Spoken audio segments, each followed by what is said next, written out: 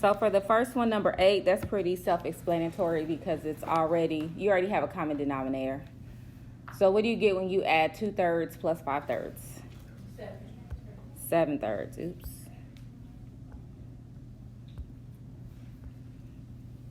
So you get, excuse me, x to the 7/3,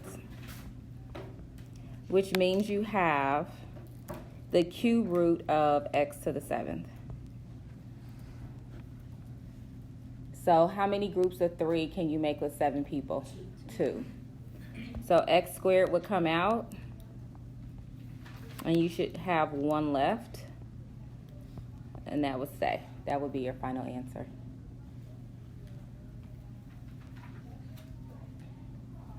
Yes.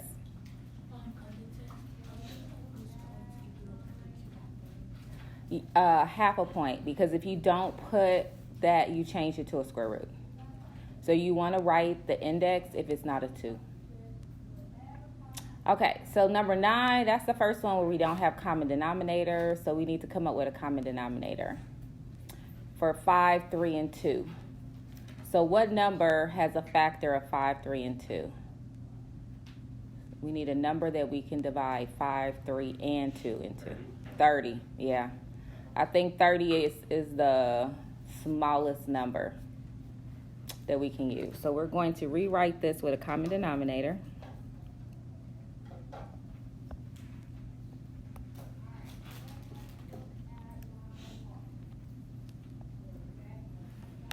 So if I'm changing it to 30, that means it's 1/5, I'm multiplying by 6. And then the 2/3, I have to multiply by 10. And this one has to be multiplied by 15. So it becomes 6/30 times x to the power of 20/30. And that's all over 15/30.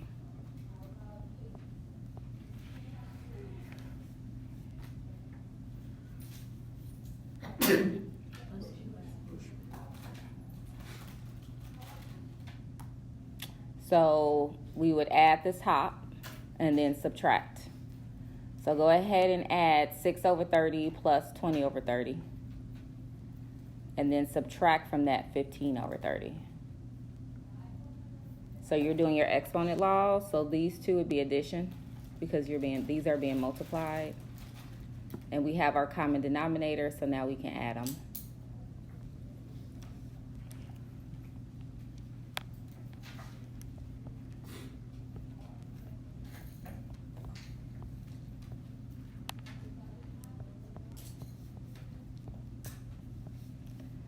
So when you subtract 26 and 15, what do you get? 11. Which is the same as saying the 30th root of x to the 11th. Now this can't be simplified because I need a group of 30 and I only have 11 people. So there's nothing else that we can do with that. And you would even have to write it in radical form because it couldn't be simplified. So I'll give you a second to copy that down and try to do number 10 by yourself. So we could just leave it as x 11/30? Yes, yep. So I would take x 11/30 only because you can't simplify it. So this one here, this 7/3, this is an improper fraction. So if it's an improper fraction, you guys remember what that means? Improper means that the numerator is bigger than the denominator. Then you need to rewrite it and simplify it. All right, so take a minute, do number 10 by yourself. Figure out your common denominator for 2, 3, and 6. This one is a little easier. It's not as big of a number. Then we'll go over it together. So what was your common denominator that you used for 2, 3, and 6? 6. You could use 12 or 6. Who used 12? Who used 6? Okay, both of those, you're still going to get the same answer. I'm going to use 6 because it is the smallest one. If I multiply this first one by 3, the second one I'm multiplying by 2, and then the 1/6 I don't have to multiply. So you will have x to the 3/6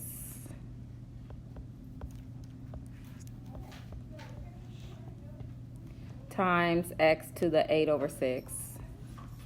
And that's all over x to the 1/6, which is going to give you x to the power of 11/6 all over x to the 1/6. So you should have x to the 10/6, which you can always reduce that down. So we could have reduced that down to 5/3. So if you use 12, then you would have 20/12, which would also reduce down to 5/3. But, so we have x to the 5/3, which is a cube root of x to the 5th. Here, I'll write at the top because I know I'm at the bottom. Ran out of space, so I gotta come over here. Okay, so we have x to the 5/3, which is the cube root of x to the 5th, which simplifies down to what? How many groups of 3 can you make with 5 people? Just one group. So only one can come out. And then how many did you have left over? 2. So even if you use the common denominator of 12, you should still have that same answer. I'll give you a minute to copy down the definitions if you don't remember how to find the x and y intercept. And then we'll go through it together. Some examples. So we have our x-intercept and we have our y-intercept. So we're starting off with trying to remember how to find intercepts. Alrighty, so let's go ahead. We'll only copy down one at a time. So copy down question number 1. That's just really basic, simple. So we'll do A. Example 1 is finding the intercept, and we have to graph the function by plotting points. So y equals x plus 2, that's pretty basic.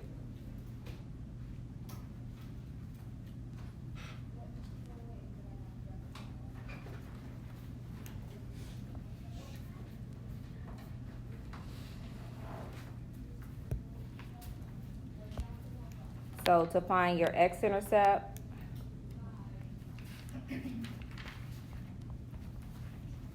then you would substitute the 0 in for y. Go ahead and solve that for x.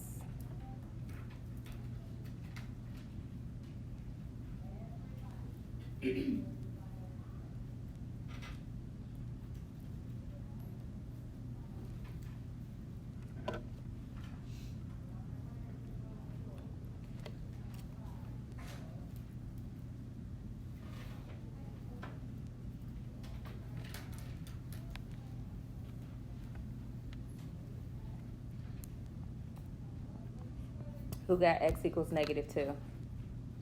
All right, so I will plot that. So as an ordered pair, that would be -2, 0. So x-intercept, that's on the x-axis. Go ahead and put a point at -2.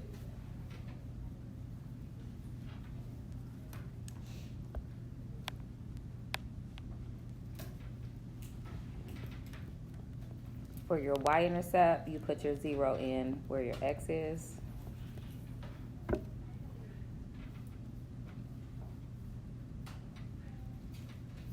So that's just y equals 2, which is written as 0, 2. And this is a line. You only need 2 points. Go ahead and connect that, and that is your graph.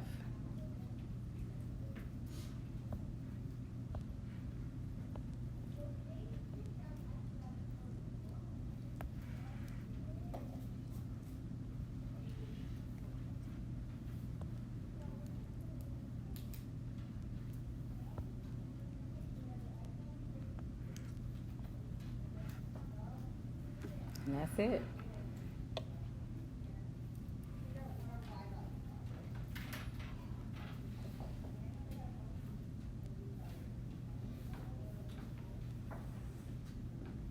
So that's the most basic equation that you can have, and that's just a linear equation. Pretty sure you won't have anything that simple though, but I don't know because I haven't really looked at it. But it wasn't a linear equation last year.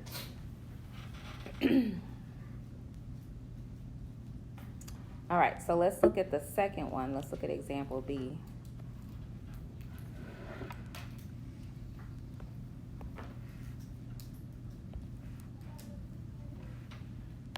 And let's go ahead and find our x and y intercepts.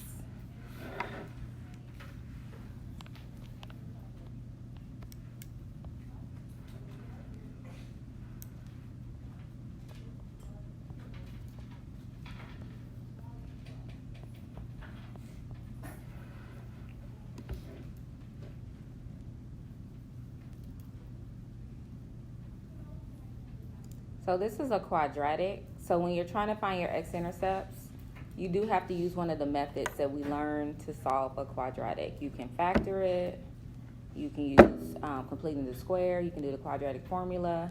But this x squared minus 1, what does that factor down to? X plus 1, x minus 1. So because this is an x squared, that means I have two x-intercepts that I'm looking for. So this graph crosses the x-axis twice. Now, not all parabolas have two x-intercepts. That's why you have to actually solve it to figure out where they are, because it is possible that your x-intercept is imaginary, which means that it doesn't cross the x-axis at all. And it could be a double root, which is the same factor. But this one, when you set both of these equal to 0, you get x equals -1 and x equals +1. So my x-intercepts are right at the top. You have one at positive and -1, so there's 2. So I'm going to put a point, and you can also write that as 2 separate points. You could say -1, 0, and then a second one at +1, 0. So I'm going to put a point at -1 on the x-axis and at +1.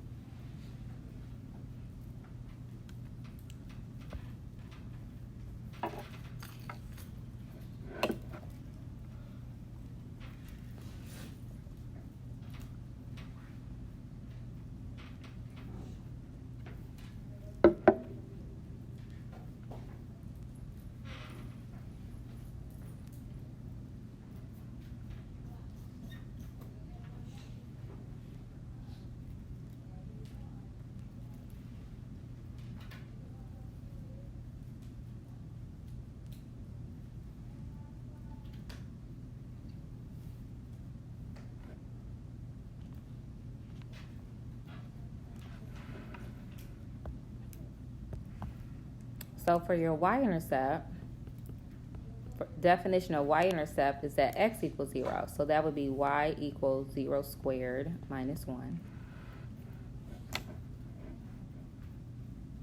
And you could just type that in your calculator. Well, hopefully you don't need to, but 0 minus 1 is just -1. So y equals -1.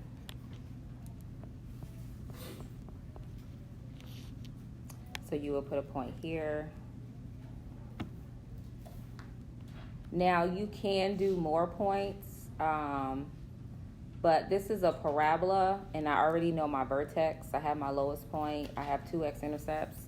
For a parabola, you need to know the vertex, so you do need to know the lowest point on the graph, and you need at least 3 points. So this will look something like this. Looks like a parabola, and that would be your graph.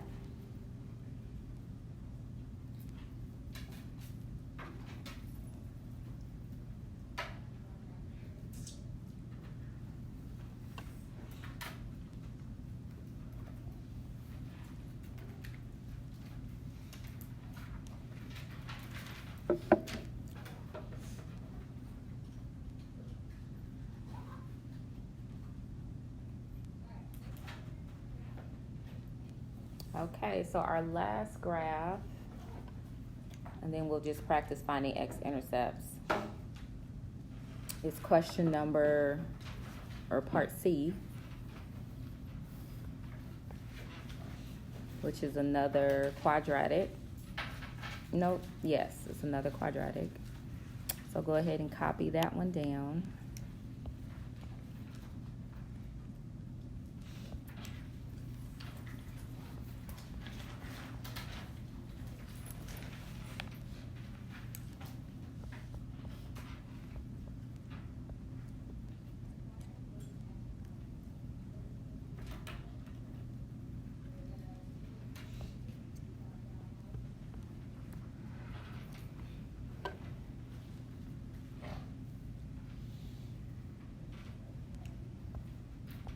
So this one we could factor it, but another way, this is just another way to solve the quadratic, especially if you don't have a b term, is to just solve it. So we have 4x squared equals 4. Divide both sides by 4.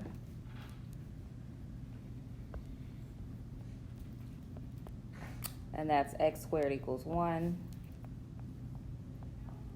The only thing you have to remember is that when you take the square root of a number, the square root of 1 is not just 1. The calculator only gives you the positive, but there's two answers. So x equals positive and negative 1. That's the only thing about this method, is that you do have to remember that. So you have two x-intercepts at positive and negative 1 again.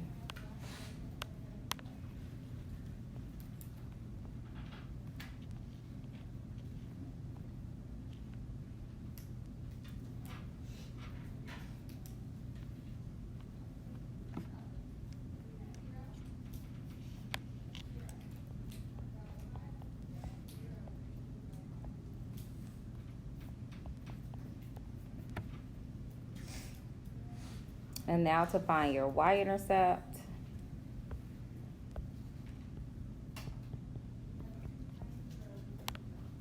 You have to substitute in the 0 for x. So that would be 4 times 0 squared plus y equals 4.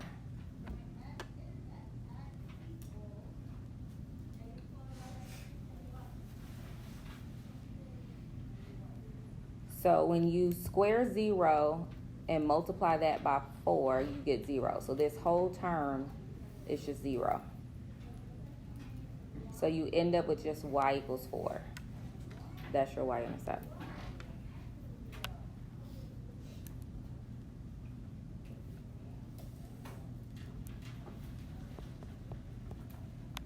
So you'll put your point at 0, 4. So that one would be right here. So what do you think this parabola is going to look like?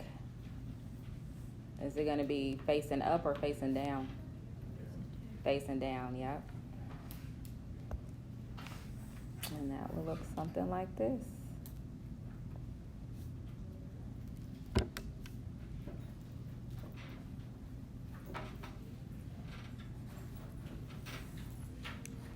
So now our last few questions for today, we're just going to find the intercept, so we're not graphing. So just finding your x and y intercepts and writing them as ordered pairs.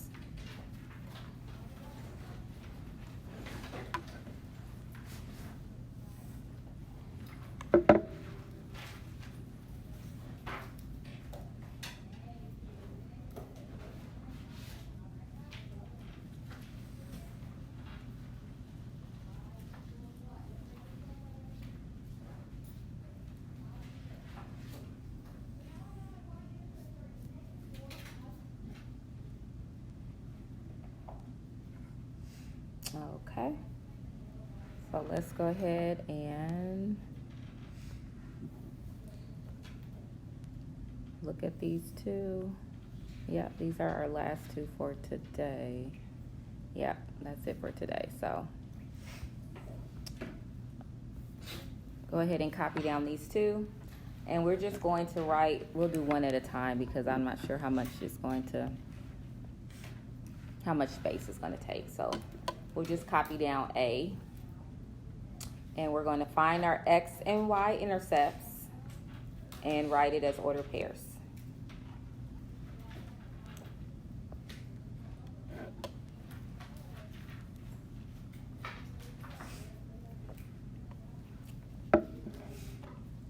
So remember, f of x is the same as y. So when I'm finding my x-intercept, I'm putting a 0 right here. So f of x, this is function notation, but you can also write this as y equals negative. I'll just write it both ways.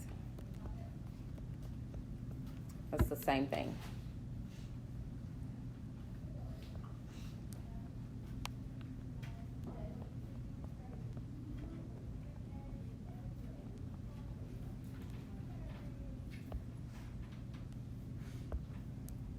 Okay, see if you can simplify this down. Use order of operations to figure out what, oh, I did not mean to do that. Hold on. Sorry, guys. 1 second. I put zeros in both places. Can't do that. So x-intercept, that's what I wanted to find first. So I needed to put a,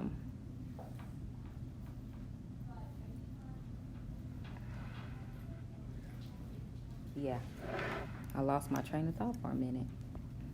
Okay, there we go. Okay, so for x-intercept, that means your y equals 0. I put 0 for x and y, can't do that. So we just have to solve this. This is not order of operations. We have to solve this for x. So this is an equation that we have to solve for x. So any ideas what I would do first?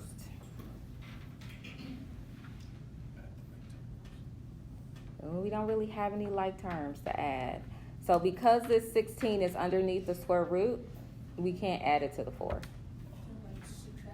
Subtract the 4. So let's subtract 4 from both sides.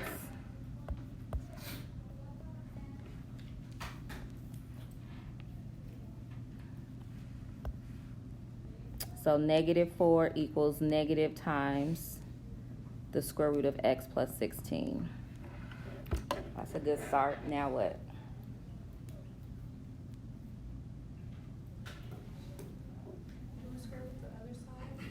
Well, before we square root it, we have to, what'd you say? Divide by what? Negative 1. We have to get rid of this negative.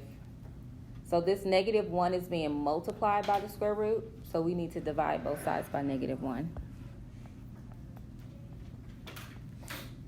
That's just going to cancel out the negative. So I'm going to write over here. So we have 4. Positive 4 equals the square root of x plus 16.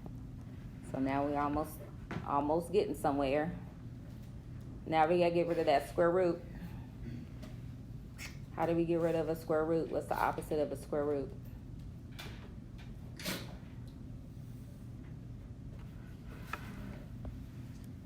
Square both sides.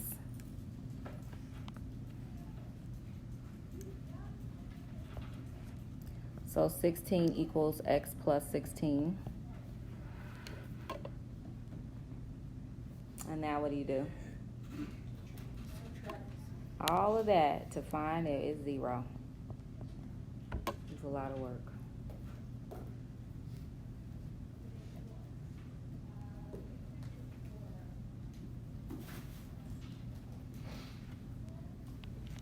Now, because it's 0, I know that my y-intercept has to be 0 also, but let's go ahead and solve it out. So for my y-intercept, that's a lot easier to find. That's the one where I was saying that you can just do order of operations.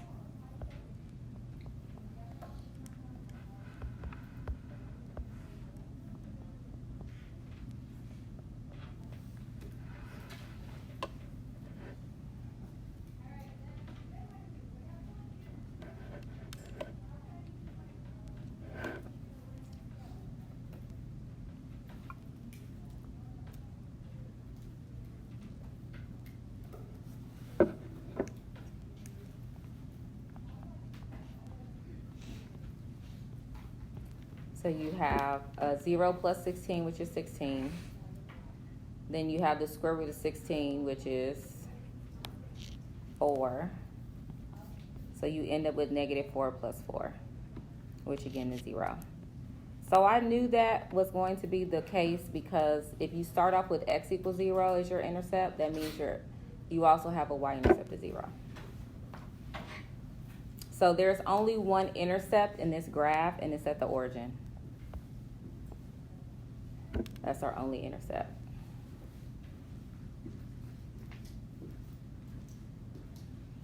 So I'll give you a second to copy that down. We only have one more example, and we are finished for today.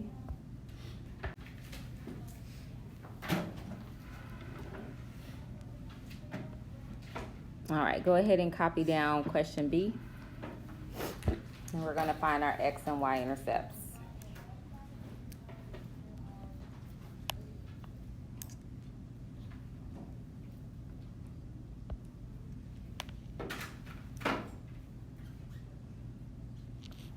And remember, this is function notation. You can always write this as y equals, so it's the exact same thing.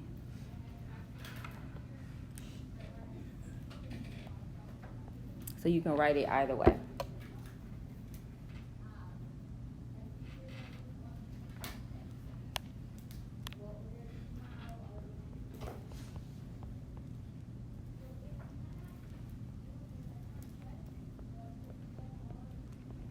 So this is the difference of two squares that can factor down.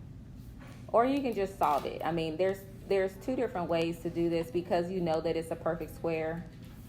You can add the 25, divide by 16, or you could factor it down. Just curious, how many of you all see that and think, oh, I can factor that down? That's just the difference of squares, okay. So it's two different ways you can do it and get the same answer. So this would factor down to 4x plus 5 and 4x minus 5. Go ahead and set both of those equal to 0. Remember, leave it as a fraction. Don't change it to a decimal.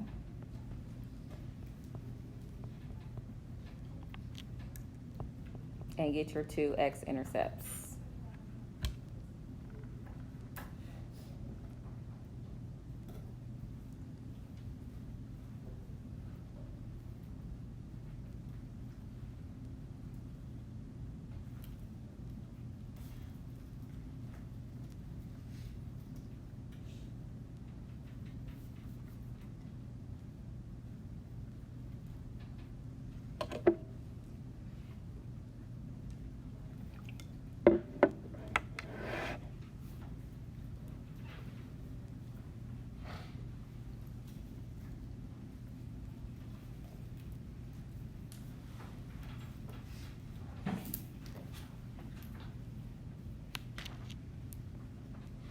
So you should get positive and negative 5 over 4.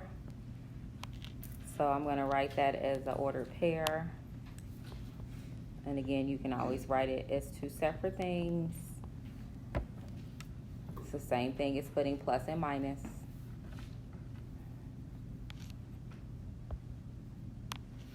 And now for your y-intercept, well, that's when x is equal to 0.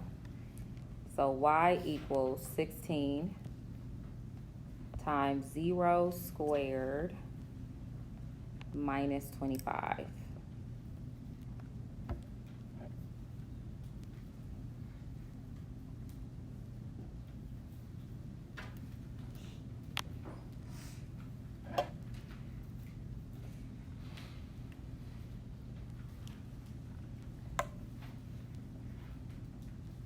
So 0 squared is 0, and 16 times 0 is 0.